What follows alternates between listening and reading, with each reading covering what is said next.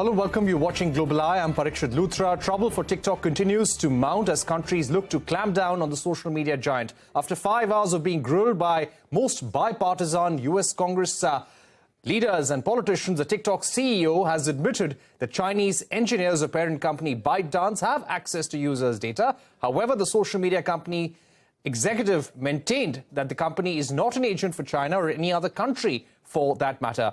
Let me go across to Kat Zakrowski, tech policy reporter for the Washington Post. So that was some very aggressive questioning by members of the House committee. How is this likely to go, Kat? Do you expect a ban? Is this what is being contemplated by the U.S. government, an outright ban on TikTok in the United States?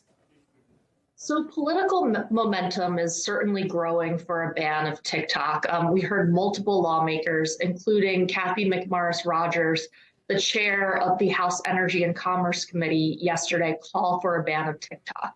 The question is how that would work. The White House senior officials in the Biden administration do not believe that the White House has the authority to ban TikTok without an act of Congress. And so that really puts the ball on Capitol Hill for lawmakers to move forward with legislation known as the Restrict Act, which would grant greater powers to the Commerce Department to move forward with such action. Would also like to ask you about what is the evidence that the U.S. government and the House committee is working with right now. There have been widespread allegations of surveillance by TikTok, collection of users' data. So what is the kind of evidence that the House committee and the government is working with? At least in terms of what they've made public, they have limited evidence supporting these claims that TikTok is a national security threat. One of the things that we heard lawmakers talk about again and again is reports that some ByteDance employees were using the company's tools to surveil U.S. journalists who are writing critical stories about the company. But beyond that, most of the risks that lawmakers have brought up to this point have been mostly hypothetical. They're worried that because TikTok's parent company ByteDance is headquartered in Beijing, that could be abused by the Chinese government to force ByteDance to turn over access to American user data. There's also concern that because the company's source code was partially developed in China and because of the operations that ByteDance has there, that the Chinese Communist Party could seek to use TikTok to spread propaganda to Americans. Right. And what happens next? What action could the House committee take against the TikTok CEO, against the company, its executives in India? So one thing that we're all watching is, one, will there be more hearings with TikTok CEO Shao Chu? One of the things that I noticed yesterday is that lawmakers from other committees in Congress were actually walking into the room at points. So it's possible we could see him called back to Capitol Hill again for more questions.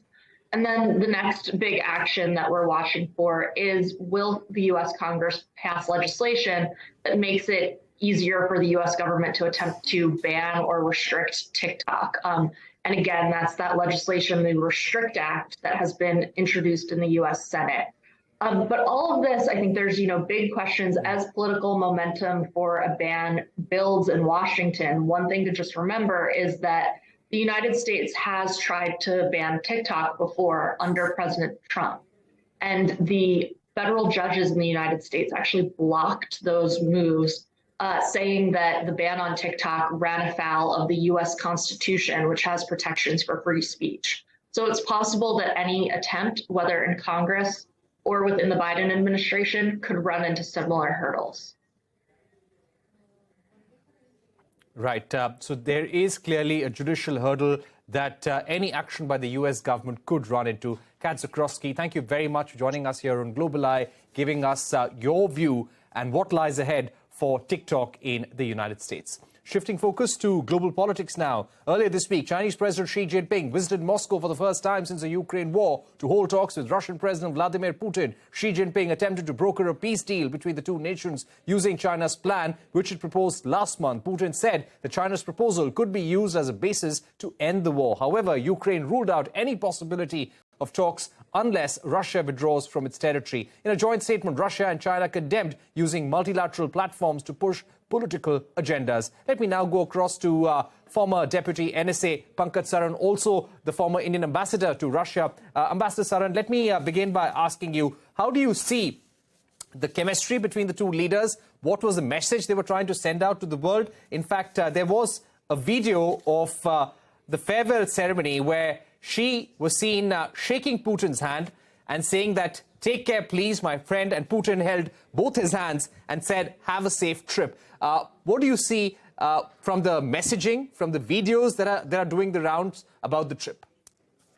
Yeah, thank you. I think the relationship between the two leaders goes back many years. So the reason why it has attracted so much attention is because of the current crisis in Ukraine.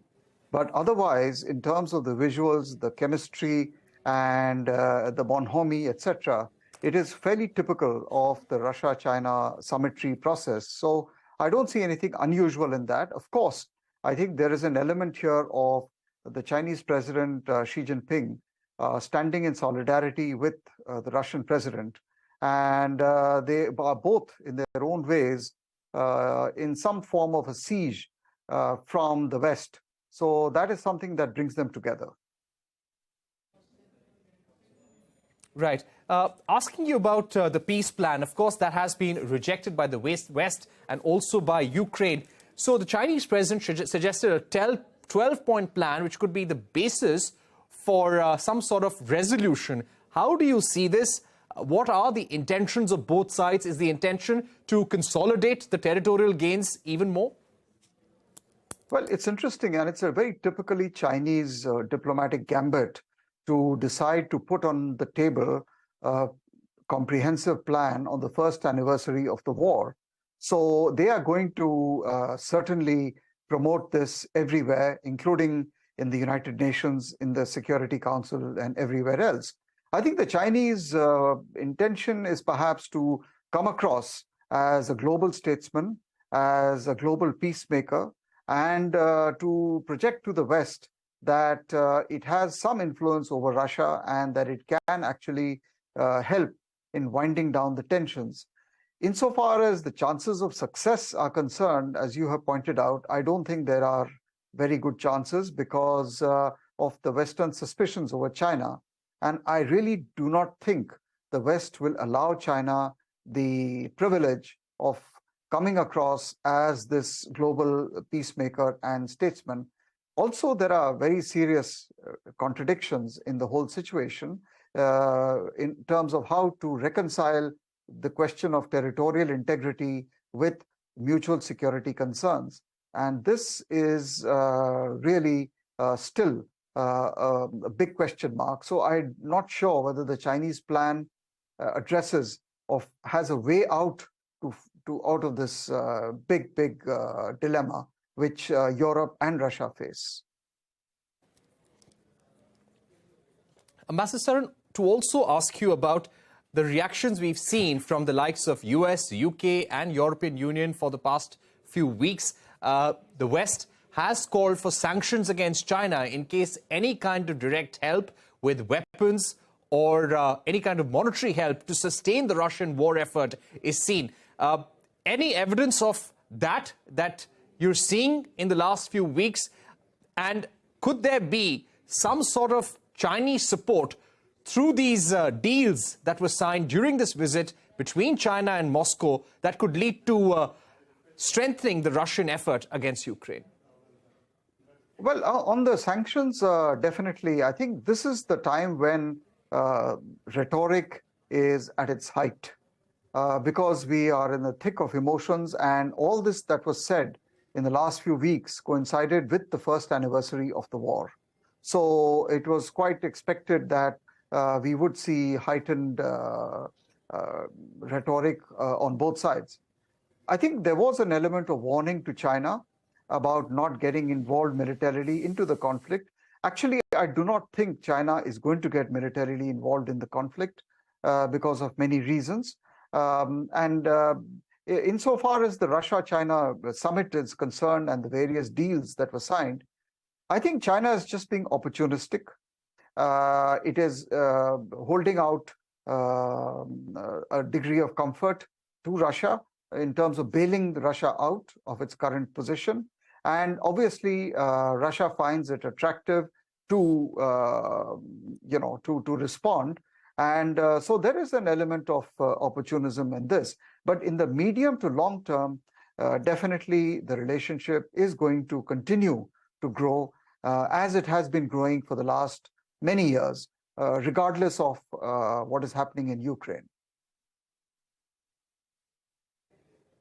Right. The next question, Ambassador Saran, is on the deals that were signed. Could you weigh in on the importance of some of these agreements, especially as China and Russia were intending to further concretize their no-limits partnership? Yeah, it's interesting. Almost all the agreements and the joint statement actually were focused on economic and trade and investment issues. I mean, this is interesting because, they talked about how the bilateral trade between the two sides has shot up to almost $185 billion. But if you look closely at the composition of the trade and the balance of trade, it is heavily skewed in favor of China in terms of huge imports by China of energy and raw materials.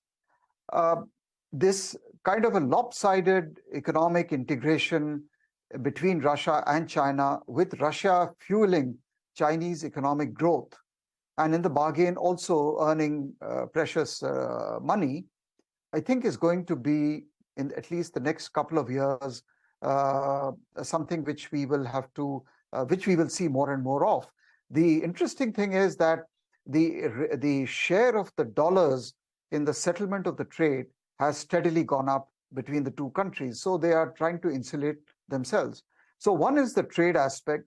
The second is the investment aspect. I think the third is the transit aspect. There was talk about Russia becoming a transit between China and Europe. Then I found interesting the reiteration of possible cooperation in the Arctic region, in the Northern Sea route. So the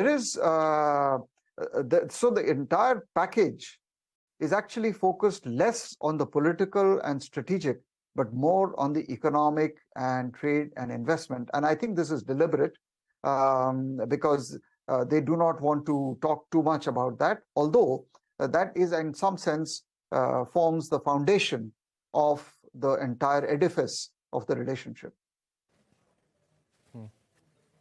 My final question, Ambassador Saran, should India be worried by this bonhomie between China and Russia, both countries publicly vowing to shape the geopolitics of the world? Well, I think it's the West which is actually really worried, and they see this in black and white terms.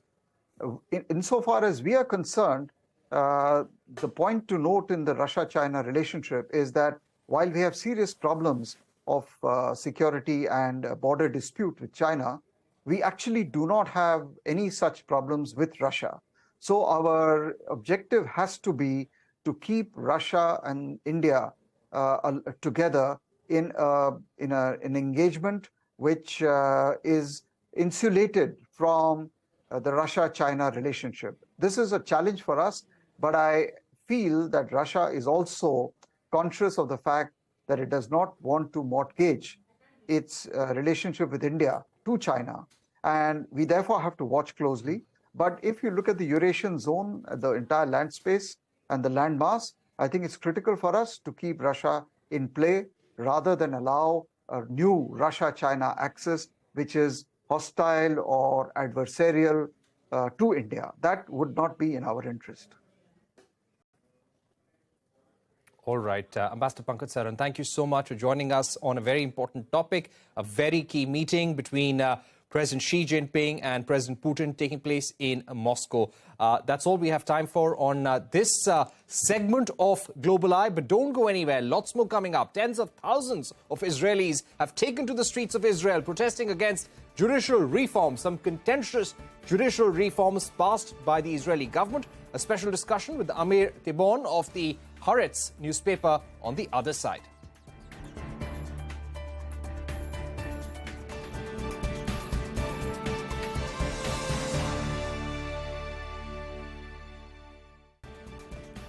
Welcome back. You are watching Global Eye. Tens of thousands of Israelis have taken to the streets of Israel protesting against some judicial reforms passed by the government. The legislation passed would protect Prime Minister Benjamin Netanyahu from being deemed unfit to rule because of his corruption trial.